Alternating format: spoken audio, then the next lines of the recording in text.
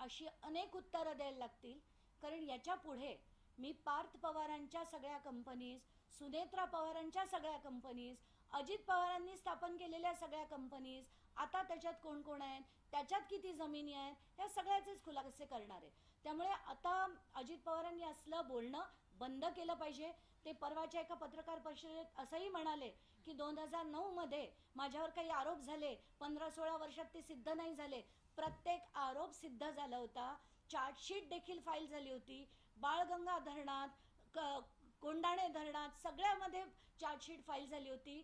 पण तुमचे मित्र देवेंद्र फडणवीस झाल्यानंतर तुमच्या सगळ्या केसेस या बंद करण्यात आल्या, त्या सगळ्या रिओपन झाल्या, तर तुमची काशी होईल याच्यात काही शंका नाही.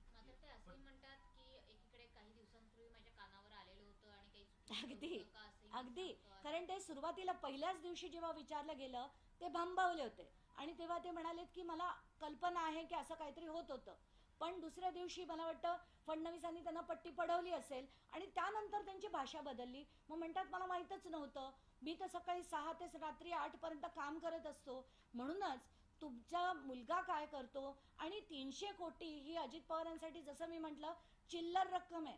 कारण जो 72,000 कोटीचा स्कॅम पचवतो त्यांच्यासाठी 300 कोटी ही चिल्लर रक्कम आहे.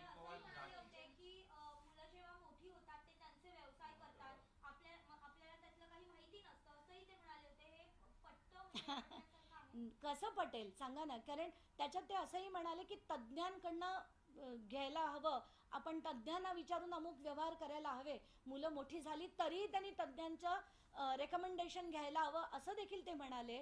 पण आत्ताच्या घटकेला जसं मी दाखवलं, दुय्यम निबंधक सुद्धा जर म्हणत असतील की हे अग्रीमेंट रद्द करण्यासाठी तुम्ही कंडिशन नंबर 1 आणि कंडिशन नंबर 2 पूर्तता करून ते डॉक्युमेंट आणा, म्हणजे या निबंधकांना सुद्धा कायदा माहीत नाही की हे व्यवहार हे दोघं माणसं करूच शकत नाही. हा व्यवहार रद्द होऊच शकत नाही या दोन व्यक्तींकडनं. हा जर रद्द करायचा झाला तर सरकारला सिव्हिल कोर्टात दाद मागायला पाहिजे आणि सिव्हिल कोर्टच्या ऑर्डरनीच हा व्यवहार रद्द होऊ शकतो.